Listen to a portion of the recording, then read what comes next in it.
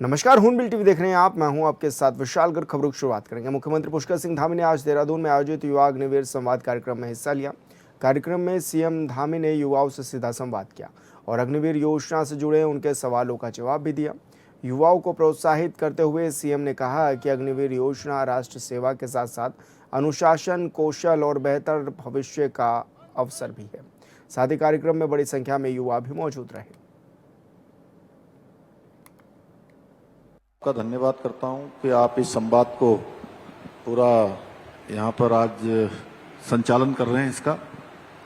और मैं कर्नल कोठियाल जी का, अजय कोठियाल जी का बहुत आभार व्यक्त करता हूं कि उन्होंने बहुत शानदार एक अभिनव पहल यहाँ पर प्रारंभ करी, जो इस प्रकार का संवाद किया। और यूथ फाउंडेशन के माध्यम से वो लगातार हमारे यहाँ के युवाओं को सेना की तरफ लगातार जाने के लिए प्रेरित करते रहते हैं, उनकी ट्रेनिंग करते हैं, उनका शिक्षण करते हैं, उनका प्रशिक्षण करते हैं और हर प्रकार से सहायता करते हैं।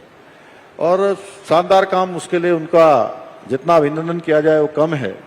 मैं बहुत अभिनंदन उनका करता हूं। और बड़ा मैं अपने आप को सौभाग्यशाली मानता हूं जब भी मैं किसी ऐसे कार्यक्रम में जाता हूं जिसमें युवा लोग होते हैं। सबसे पहले तो युवा, उसके बाद फौजी, सैनिक, और उसमें से सैनिकों में भी जिन्होंने पूरे भारत की सीमाओं पर एक मैं कहूं खतरनाक तरीके से अपने जीवन को जो है उन्होंने भारत की सुरक्षा में लगाया, एक अधिकांश समय उसमें बिताया। ऐसे हमारे मेजर जनरल गुलाब सिंह रावत जी हमारे बीच में हों, सैनिक हो, वहाँ कोठियाल साहब बैठे हैं हमारे, और आज उनकी उम्र लगभग कितने 86 साल हो गई। 86 साल में भी युवाओं जैसा जोश उनके अंदर है। एक बार ताली बजा दीजिए सब लोग। और हमारे यहाँ पर हमारे यहाँ के विधायक भाई ब्रजभूषण गैरोला जी भी यहाँ बैठे हैं, और अन्य भी बहुत सारे, मैं हमारे सैनिकों में, पूर्व सैनिकों में, और अग्निवीर, युवा, नौजवान, समाज के विभिन्न क्षेत्रों में काम करने वाले, अलग अलग क्षेत्रों से बहुत बड़ी संख्या में लोग आए हैं। हमारे बहुत बड़ी संख्या में मीडिया के मित्र हैं, एनसीसी के कैडेट्स हैं, और साथ में बहुत सारे स्कूलों के मेरे सभी प्रिय छात्र एवं छात्राएं हैं। मैं सबसे पहले तो आप सबका अभिनंदन करता हूं, यहाँ पर स्वागत करता हूं। और आप सबने इस कार्यक्रम में यहाँ पर इतनी बड़ी संख्या में, मैं तो सोच रहा था कि कर्नल साहब ने अग्निवीरों से मिलने का, युवा अग्निवीरों से मिलने का और संवाद का कार्यक्रम रखा है, तो 200, 300, 400, 500 लोग होंगे। और मैं तो देख रहा हूं कि यहाँ हजारों की संख्या में जितने लोग इसके अंदर हैं, इससे कहीं दुगने लोग मुझे बाहर दिखाई दे रहे हैं, पूरे छात्र युवा लोग दिखाई दे रहे हैं। तो मैं सबका बहुत स्वागत करता हूं। तो आपने मुझे कुछ जानने की आपने जिज्ञासा प्रकट की है। मुझे लगता है कि मुझे जरूर बताना चाहिए कि एक तो मैंने कभी ये सोचा नहीं था कि मैं इस जिम्मेदारी पर आऊंगा, या इस जिम्मेदारी के लिए मैंने कोई प्रयास किया। मैंने कभी कोई प्रयास नहीं किया। हमारी पार्टी माननीय प्रधानमंत्री मोदी जी के नेतृत्व में आज पूरे देश के अंदर एक नया वर्क कल्चर, एक नई कार्य संस्कृति, सुशासन की, विकास की जो नई अवधारणा देश के अंदर प्रारंभ हुई है 2014 में, जब से देश के प्रधानमंत्री मोदी जी बने हैं, तब से सामान्य नौजवानों को, युवाओं को, और मेरे जैसे युवाओं को भी, जो एक सैनिक पुत्र हैं, एक सामान्य सैनिक के पुत्र होने के बावजूद, उन सभी को जिम्मेदारियां मिली हैं। और मेरे जैसे अनेक लोग हैं जिनको जिम्मेदारी मिली है। मैंने कभी ये नहीं सोचा कि ये दिन कितने बीत रहे हैं, कितने दिन हो रहे हैं, कितने दिन का कालखंड हुआ है। कभी दिन भी नहीं गिने, कभी महीने भी नहीं गिने, और साल भी नहीं गिने। बस क्योंकि एक ही प्रण था कि देवभूमि उत्तराखंड की जनता की सेवा करनी है, उत्तराखंड को हिंदुस्तान का श्रेष्ठ राज्य बनाना है, जो विकास और स्थिरता, ये हमेशा किसी भी राज्य में, ये उस राज्य की प्रगति में बहुत बड़ा योगदान उसका होता है। उत्तराखंड में एक और हरेला पर्व मनाया जा रहा है। वहीं दूसरी ओर विकास के नाम पर हजारों पेड़ देहरादून ऋषिकेश मार्ग पर काटे जा रहे हैं। ऐसे में बीजेपी विधायक का कहना है कि विकास कार्यों के लिए पेड़ काटे गए हैं, उसके एवज में और अधिक पेड़ लगाए जाएंगे। साथ ही राज्य के अन्य विषयों पर भी बीजेपी विधायक दिलीप सिंह रावत से हॉर्नबिल टीवी ने खास बातचीत की है। दिलीप सिंह रावत जी हमारे साथ मौजूद हैं। सर, हरेला पर्व किस तरह से मना भी रहे हैं और एक पेड़ माँ के नाम जो अभियान है किस तरह से गति भी पकड़ता हुआ नजर आ रहा है? देखिए, हरेला हमारा पारंपरिक सांस्कृतिक धरोहर है और क्योंकि हम प्रकृति के सबसे ज़्यादा नज़दीक रहते हैं उत्तराखंड के लोग, और इसलिए ये हरेला कार्यक्रम जो है आज बहुत ही उत्साह के साथ मनाया गया। और हमने पार्टी स्तर पे भी जो है जगह-जगह पेड़ लगाए हैं और लोगों को ये मैसेज दिया है कि प्रकृति ही एक पराई बन चुकी है उत्तराखंड की, जो उनकी हमारी एक पहचान है। तो इसलिए निश्चित रूप से उसकी को आकर रक्षा करनी चाहिए। सर, कई जगह पर पेड़ काटे भी जा रहे हैं, सड़कों को चौड़ाकरण किया जा रहा है, उसको लेकर के क्या कुछ कहना है? तमाम संगठन हो वो इसको लेकर के विरोध जता रहे हैं, यूकेडी हो, कांग्रेस हो। देखिए, पहले तो हमें स्पष्ट करना चाहिए कि विकास कार्य होने चाहिए कि नहीं होने चाहिए। और अगर अगर आज हरेला कार्यक्रम हो रहा है तो निश्चित रूप से पेड़ भी लग रहे होंगे, और आपको जानकारी होनी चाहिए कि जब कोई जगह के पेड़ कटते हैं तो उससे दुगनी जमीन भी और उससे दुगना भी जो है वृक्षारोपण किया जाता है। इसलिए वैज्ञानिक तरीके से उनका विदोहन किया जाता है और वैज्ञानिक तरह से उनका भी संरक्षण भी किया जाता है। तो इसलिए ऐसा बचकानी हरकतें करना, ये मैं समझता हूँ उत्तराखंड के विकास के लिए ठीक नहीं। सर, चढ़ावा हेरी फेरी पर लगातार गणेश गोदियाल जो है वो सरकार को घेरते हुए नजर आ रही हैं, खासकर बीजेपी को। किस रूप में आप इसको देख रहे हैं और क्या लगता है कि बद्रीनाथ में किस तरह की कार्रवाई की जरूरत भी थी और किस तरह की कार्रवाई आपकी सरकार ने की? देखिए, ये तो सरकार का काम है। वो बद्रीनाथ मंदिर समिति के जो अध्यक्ष हैं हमारे द्विवेदी, उन्होंने जवाब दे दिया है और मैं समझता हूँ कि दूध का दूध पानी का पानी हो जाएगा। और क्योंकि आज उन्होंने एक प्रेस भी करी है तो उसमें उन्होंने स्पष्ट बता दिया है कि क्या उन्होंने किया और क्या हमने किया, अभी जांच में सब पता चल जाएगा। सर, राहुल गांधी आ रहे हैं छात्रों की गूंज कार्यक्रम करने के लिए, किस रूप में आप देख रहे हैं? क्या कहेंगे? छात्रों की गूंज से क्या जमीन साध रहे हैं? देखिए, राहुल गांधी जी आए ना आए, जीरो में से जीरो घटा दो तो आपका जीरो ही योग होता है। इसलिए मैं समझता हूँ कि कोई फर्क नहीं पड़ता। जी, धन्यवाद सर, हमसे बातचीत करने के लिए। हमारे साथ दिलीप सिंह रावत जी मौजूद है जो कि तमाम विषयों पर हमारे साथ बातचीत कर रहे थे। ऑन बिल टीवी के लिए देहरादून से विशाल कर। देहरादून में आज छात्रों की गूंज कार्यक्रम आयोजित होने जा रहा है जिसमें कांग्रेस नेता राहुल गांधी छात्रों से सीधे संवाद करेंगे। वहीं राहुल गांधी के इस दौरे को लेकर बीजेपी ने भी प्रतिक्रिया दी है। प्रदेश महामंत्री कुंदन परिहार ने कहा कि देवभूमि उत्तराखंड की परंपरा के अनुसार अतिथि का स्वागत किया जाता है और बीजेपी कार्यकर्ता राहुल का स्वागत करते हैं। हालांकि परिहार ने राहुल गांधी के दौरे पर सवाल उठाया। उन्होंने कहा कि राहुल गांधी देश में भ्रम और तुष्टीकरण की राजनीति करते रहे हैं, ऐसे में देवभूमि में आकर उन्हें सच बोलना चाहिए। देवभूमि उत्तराखंड में कांग्रेस के नेता राहुल गांधी जी आ रहे हैं। हम भारतीय जनता पार्टी के कार्यकर्ता होने के नाते उनका स्वागत करते हैं, उनका अभिनंदन करते हैं, क्योंकि ये देवभूमि की परंपरा रही है। किसी भी अतिथि की यहाँ पर स्वागत करने की परंपरा है, हम भी उस परंपरा का निर्वहन कर रहे हैं। लेकिन हम राहुल गांधी जी से ये जरूर पूछना चाहेंगे कि जिस प्रकार से आज देश भर में वो एक भ्रम की राजनीति फैला रहे हैं, जिस प्रकार से लगातार उन्होंने तुष्टीकरण की राजनीति वो करते आ रहे हैं, जिस प्रकार से वो जनता को भ्रम डालने का काम कर रहे हैं, तो ये देवभूमि है। इस देवभूमि में वो सत्य बोलें। अगर सत्य बोलेंगे तो यहाँ पर साक्षात देवता का निवास है, निश्चित रूप से उसका परिणाम भी उनको मिलेगा। और लेकिन अगर वो झूठ बोले, अगर किसी प्रकार का उन्होंने भ्रम फैलाया, तो वह भी साक्षात भूमि है, उसका भी दंड उनको भोगना पड़ेगा। जैसी उनकी परंपरा रही है, जैसे उनका स्वभाव रहा है, वो आज तक एक भ्रम फैलाने की राजनीति पर विश्वास करते आ रहे हैं। हम चाहते हैं कि जब वो देवभूमि में आए, एक सकारात्मक राजनीति का संकल्प यहां से लेकर के जाए। देहरादून ऋषिकेश मार्ग पर बड़ी संख्या में पेड़ों की कटाई को लेकर कांग्रेस ने बीजेपी सरकार पर निशाना साधा है। उपनेता प्रतिपक्ष भुवन चंद कापड़ी ने कहा कि बीजेपी पर्यावरण संरक्षण के नाम पर लोगों को भ्रमित कर रही है। उन्होंने आरोप लगाया है कि एक और सरकार एक पेड़ मां के नाम अभियान चला रही है, वहीं दूसरी ओर विकास परियोजनाओं के नाम पर बड़ी संख्या में पेड़ काटे जा रहे हैं। भुवन कापड़ी ने कहा कि अगर सड़क चौड़ीकरण के लिए पेड़ काटना आवश्यक है तो उसके बदले कई गुना अधिक पौधे दूसरी जगह पर लगाए जाने चाहिए और सरकार को जनता को भरोसा दिलाना चाहिए कि पर्यावरण संतुलन बनाए रखने के लिए प्रभावी कदम भी उठाए जा रहे हैं।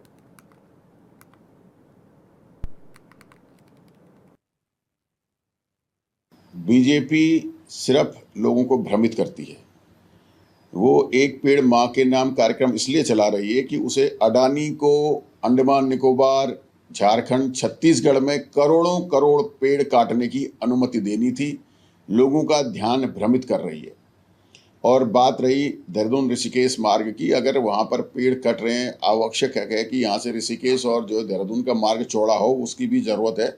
तो जितने पेड़ कट रहे हैं उसके 10 गुने पेड़ दूसरी जगह पर वन विभाग को लगाने की तैयारी करनी चाहिए और लोगों को इस बात का भरोसा और विश्वास भी दिलाना चाहिए कि हम यहाँ पर इनके बदले यहाँ इस जगह पर वन विभाग के ये पेड़ लगा रहे हैं और आप भी इसमें सहयोगी बनिए, आप भी पेड़ लगाइए। उनकी सुरक्षा कैसे करेंगे, उनको बड़ा करने के लिए बजट क्या होगा, उसको लोगों तक पहुँचाना चाहिए और विकास कार्य को भी लोगों ने आगे बढ़ने देना चाहिए। नेता प्रतिपक्ष राहुल गांधी के छात्रों गूंज कार्यक्रम को लेकर कांग्रेस विधायक तिलकराज बेहट ने कहा कि राहुल गांधी देश के युवाओं और छात्रों से जुड़े ज्वलंत मुद्दों को प्रमुखता से उठाएंगे। उन्होंने कहा कि कार्यक्रम में पेपर लीक, भर्ती परीक्षाओं को भ्रष्टाचार, युवाओं के भविष्य से खिलवाड़, नौकरियों में कथित धांधली और बढ़ते भ्रष्टाचार जैसे मुद्दों पर भी चर्चा होगी। बेहट ने आरोप लगाया कि पेपर लीक की घटनाओं से मेहनत करने वाले छात्रों का भविष्य खतरे में पड़ा गया है और भर्ती प्रक्रियाओं में सेटिंग गैटिंग का खेल चल रहा है। उन्होंने कहा कि देश में योग्य और प्रतिभाशाली युवाओं की अनदेखी की जा रही है, जबकि एक ही विचारधारा से जुड़े लोगों को महत्वपूर्ण पदों पर बैठाया जा रहा है।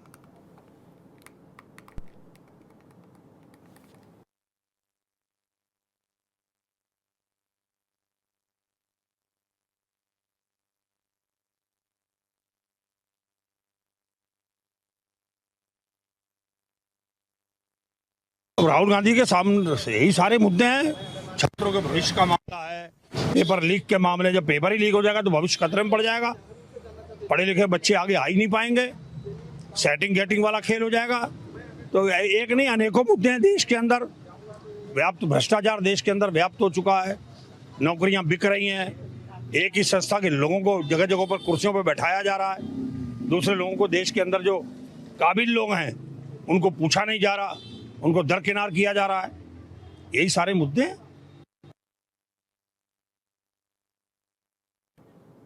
हरिद्वार पुलिस ने ऑपरेशन कालनेमी के तहत तंत्र मंत्र के नाम पर लोगों से लाखों रुपए की ठगी करने वाले गिरोह का भंडाफोड़ किया है। पुलिस ने गिरोह के 3 सदस्यों को भी गिरफ्तार किया है, जिसमें एक महिला भी शामिल है। बताया गया है कि हरियाणा के एक व्यक्ति से 4.60 लाख रुपए की कथित ठगी की शिकायत मिलने के बाद श्यामपुर थाना पुलिस ने तत्काल कार्रवाई की है, जिसके चलते महज कुछ घंटों में आरोपियों की गिरफ्तारी भी की गई है। कार्रवाई के दौरान पुलिस ने आरोपियों के कब्जे से 4.55 लाख रुपए नगद, एक लग्जरी कार और ठगी में इस्तेमाल की गई अन्य सामग्री भी बरामद की है। अघोरा के माध्यम से वो हमारे पास आया था। हमारा पूजा पाठ का काम है, मैं बह गया था, इसलिए मैंने उससे पैसे ले लिए, मुझे ज़रूरत भी थी। और भाजपुर में नशा मुक्ति केंद्र ले जाने पहुंची टीम पर कथित रूप से जानलेवा हमला कर दिया गया, जिसमें दिल्ली निवासी एक व्यक्ति की मौत हो गई। वहीं पुलिस ने आरोपी को गिरफ्तार कर लिया है। वरिष्ठ पुलिस अधीक्षक के निर्देश पर प्रभारी निरीक्षक के नेतृत्व में टीम गठित की गई।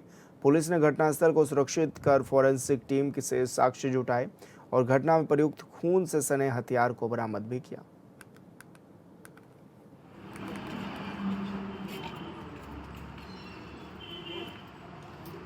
इस संबंध में मृतक सरबजीत सिंह के भाई सुखविंदर सिंह पुत्र सरदार गुरदेव सिंह निवासी कालकाजी दिल्ली के द्वारा तहरीर दी गई, जिस पर अंतर्गत धारा 103(1) भारतीय न्याय संहिता के अभियोग पंजीकृत किया गया है और अग्रिम विधिक कार्रवाई की जा रही है। फील्ड यूनिट की टीम मौके पर बुलाई गई है, जो साक्ष्य संकलन की कार्रवाई कर रही है और पंचायतनामे और पोस्टमार्टम की कार्रवाई प्रचलित है। सर, गिरफ्तारी की बात की जाए, गिरफ्तारी इस संबंध में अभी उस संबंधित युवक को हिरासत में लिया गया है और उसकी गिरफ्तारी विधिपूर्वक करके उसे माननीय न्यायालय के समक्ष प्रस्तुत किया जाएगा। हरिद्वार में मंगलोर के एक गांव के ग्रामीणों ने प्रधानमंत्री आवास योजना में धांधली का आरोप लगाया है। जो लोग पात्र हैं उनका नाम सूची से काट दिया गया है और कई लोग ऐसे हैं जो योजना का पात्र नहीं है, फिर भी उनका नाम सूची में जोड़ा गया है।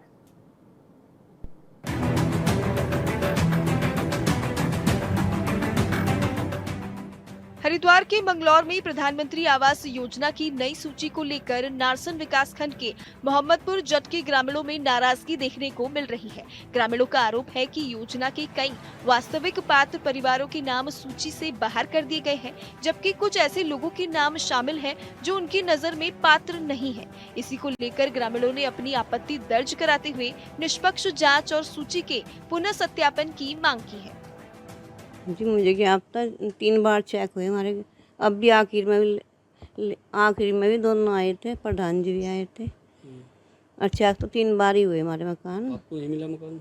नहीं, हमारा नाम ही नहीं आया। प्रधान जी कहते कि सबसे पहला नंबर आपका है। छत तो बिल्कुल ही बेकार है और गैलरी बिल्कुल ही फूट गई थी हमारी, घर में सारे में पानी आया हमारे। तो नहीं, प्रधान जी को विश्वास है बेचारापन पर, वो तो खुद ही कहते कि नहीं मकान तुम्हारा पहला नंबर है। आदि हमारा अपाज है, बिल्कुल ही खाट बैठे हैं। तो कोई ऐसा नहीं है, कोई ज़मीन नहीं है हमारे यहाँ, कुछ नहीं है। हम तो परेशान खुद ही नहीं बनाना लेते अब तक हम, हमारे पास पैसा होता है। सरकार की तरफ से महत्वाकांक्षी प्रधानमंत्री आवास योजना का लाभ हर जरूरतमंद तक पहुंचाने का दावा किया जाता है, लेकिन क्षेत्र के कई ग्रामीणों का कहना है कि नई सूची में उनके नाम शामिल नहीं किए गए हैं।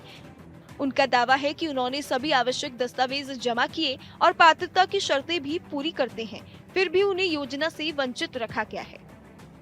नहीं, ऐसा नहीं है कि केवल एक ही गांव की समस्या है, यह बहुत सारे गांवों की समस्या है, जिसमें सभी गांवों के प्रधान इकट्ठे होकर ब्लॉक के द्वारा भी और जिले पर भी पीआई के पास में जाकर ये अपनी आपत्ति दर्ज करी और उसका विरोध भी किया कि जब हमने 2-3 बार जांच हो गई और वे पात्र थे, पिछली श्रेणी में भी वे रह गए थे और आज उनको उसमें स्थान नहीं मिल रहा है, सूची में उनका नाम नहीं है। ऐसा क्यों हुआ?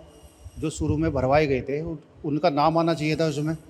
तो इस विरोध में उन्होंने जांच भी करने के आदेश करे इसमें कि एक दो रोज में ऊपर से ही आगे जांच करेंगे कि जो पात्र व्यक्ति हैं जिनको कच्चे मकान है उनके ऐसा क्या कारण हुआ जो नाम नहीं आ पा रहा है उसमें। ग्रामीणों ने आरोप लगाया कि सूची तैयार करने में अनियमितताएं हुई हैं। उनका कहना है कि यदि निष्पक्ष जांच कराई जाए तो वास्तविक स्थिति सामने आ जाएगी। ग्रामीणों ने प्रशासन से सूची का पुनः सत्यापन कराने और सभी पात्र परिवारों को योजना का लाभ देने की मांग की है। ग्रामीणों का कहना है कि यदि उनकी मांगों पर जल्द ध्यान नहीं दिया गया तो वे लोकतांत्रिक तरीके से अपना विरोध दर्ज कराएंगे।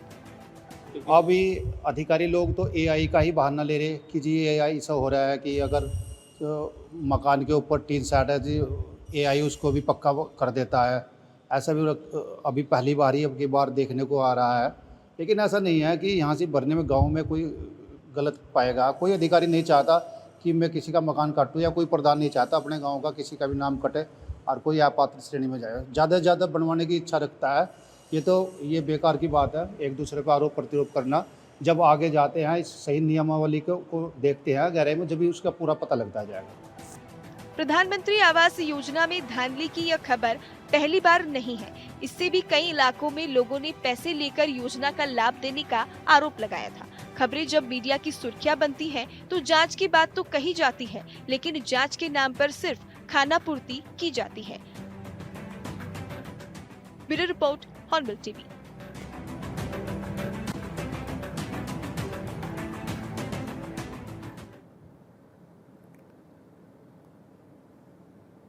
उत्तराखंड में बीजेपी की सरकार शिक्षा को लेकर बड़े बातें तो करती है, लेकिन जमीनी हकीकत तो कुछ और ही दिखाई देती है। चंपावत के सीमांत लेंटी डूंगरा क्षेत्र के बच्चे उच्च शिक्षा के लिए 25 किलोमीटर पैदल चलकर स्कूल पहुंचते हैं, क्योंकि वर्षों की गुहार के बाद भी जनप्रतिनिधियों और अधिकारियों ने ग्रामीणों की मांग पर ध्यान नहीं दिया है।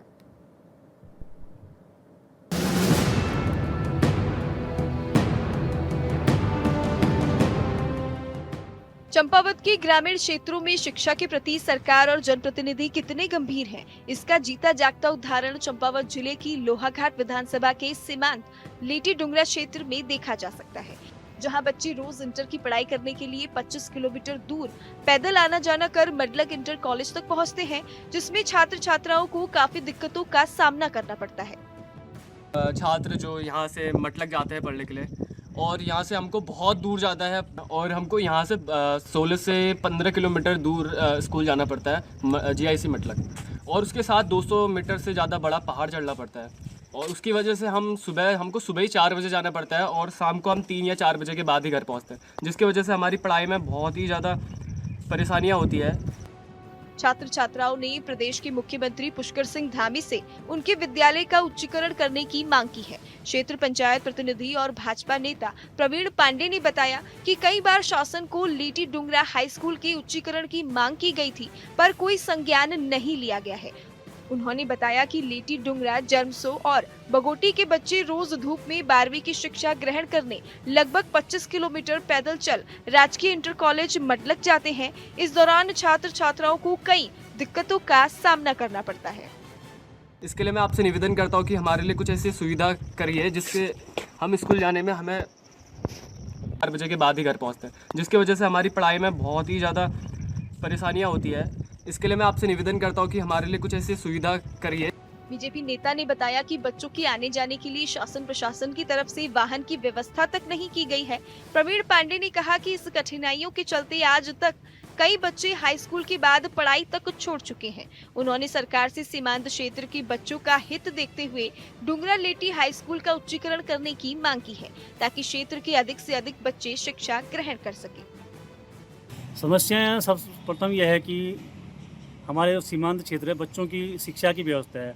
शिक्षा एक ऐसी है कि बच्चे जिसको ग्रहण करके IAS PAS बड़े बड़े अधिकारी बन सकते हैं।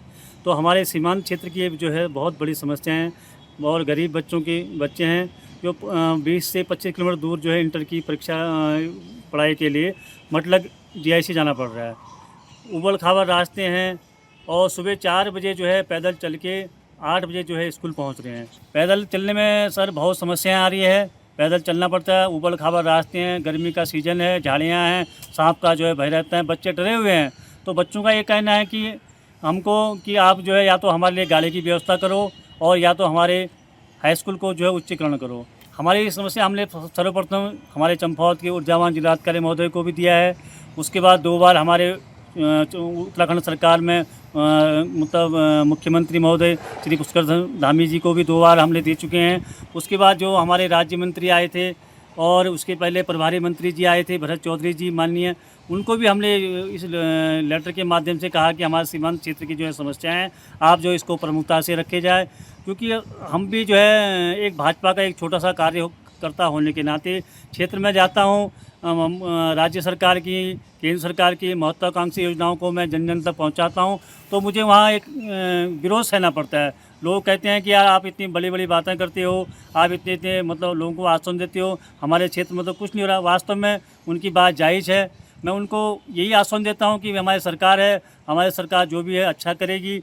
और मेरा महोदय से निवेदन होगा कि आप आने वाला जो है 27 का जो है विधानसभा चुनाव नज़दीक है और इससे पहले जो है हमारे सीमांत क्षेत्र की जो है समस्याओं का निराकरण करने की आप जो है कृपा करेंगे। और दूसरा, हमारे वर्तमान जो है विधायक महोदय से मेरा ये निवेदन है कि ये 1,50,000 की विधायक निधि देने से कुछ काम चलने वाला नहीं है। आप 4.5 साल जो है पूरे विधानसभा से गायब रहे और सीमांत क्षेत्र में आपने कभी दौरा नहीं किया, और आपके माध्यम से आप जो है इस विधानसभा के जो है सर्वप्रथम जो है वहाँ सदन के जो है मेंबर होते हैं, तो आपका एक दायित्व बनता है कि सीमांत क्षेत्र की जो मूलभूत समस्याओं को जो प्रमुखता से रखा जाए। उन्होंने बताया क्षेत्र की सड़क बदहाल है और पेयजल की भी काफी समस्या बनी रहती है। वहीं छात्र छात्राओं ने मुख्यमंत्री पुष्कर सिंह धामी व जिलाधिकारी चंपावत मनीष कुमार से उनके विद्यालय के उच्चीकरण और वाहन व्यवस्था करने की गुहार लगाई है। छात्र छात्राओं ने कहा वह रोज पैदल चलते चलते काफी थक जाते हैं, जिसका असर उनकी पढ़ाई पर भी पड़ता है। छात्र छात्राओं ने कहा वह रोज सुबह 5 बजे से ही घर से निकल जाते हैं। रास्ते में जंगली जानवरों का खतरा भी होता है, लिहाजा जरूरी है कि स्कूल का उच्चीकरण हो ताकि परेशानी न हो। Bureau report, hornbill TV. और फिलहाल इस बुलेटिन में मेरे साथ इतना ही। आप देखते रहिए हॉर्नबिल टीवी। नमस्कार।